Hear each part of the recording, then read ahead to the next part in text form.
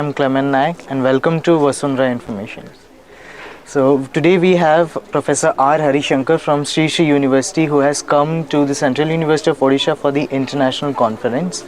So it's an honor having you here, sir. Thank you. So this is the first time you have come to Koraput and the Central University of Odisha. Yeah. How has been your experience? It's been really great. Koraput was one place that all of my friends ever since I came to Odisha have been talking about.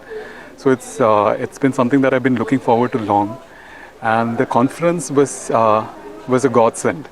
So much so that I had reason to come to Koraput. Otherwise, managing academics and then finding time to travel for the simple pleasure of traveling was becoming a difficult thing at this point in time.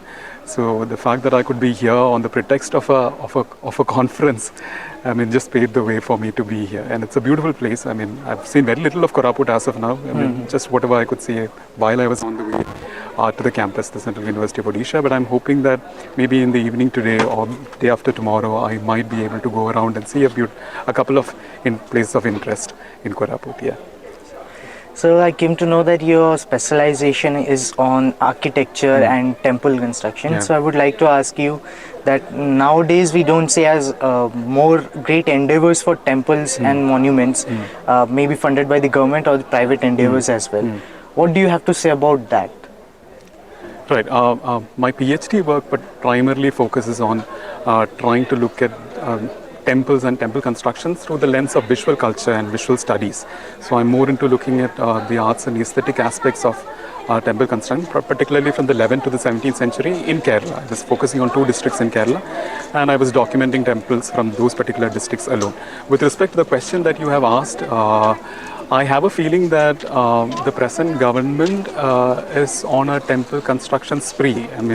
In order to foreground our culture and the fact that we form part of the long Arsha Bharat Sanskriti, I think the present government is more into ensuring that there's more money pumped into temple constructions per se. So as much as we would feel that temples are the things of the past, it no longer feels that way. On a regular basis, we are being told and we are being reminded of the fact that we all belong to a certain faction or a certain culture that foregrounds temple constructions.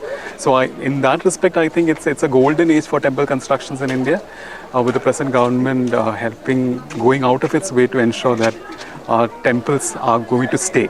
I do not know however, whether the government is interested in ensuring that the olden temples, for that matter, the temples of history, temples that largely fall under the Archaeological Society of India, has to be preserved, and whether there have been money pumped into to ensure that preservation of such temples dating back to prior to the 15th or the 16th century is happening.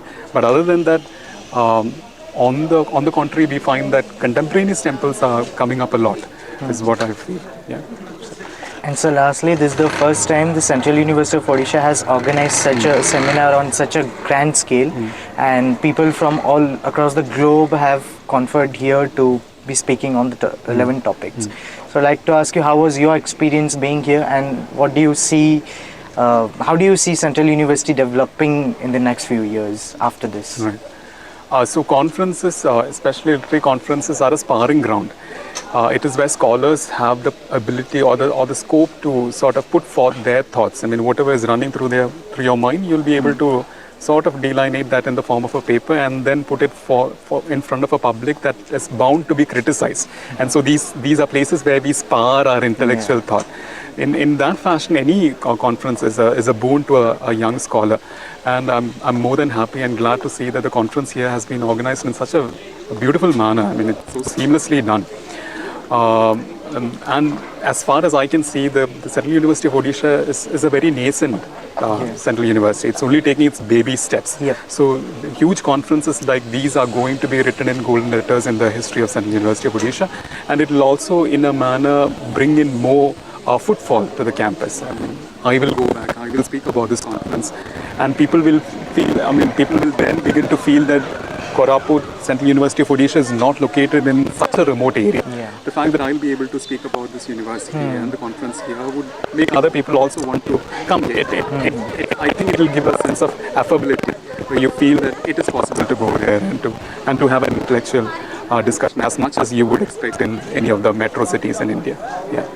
So I think it's a great endeavor and a huge milestone for the Central University of Odisha and for the Department of English and Language and Literature. Yeah.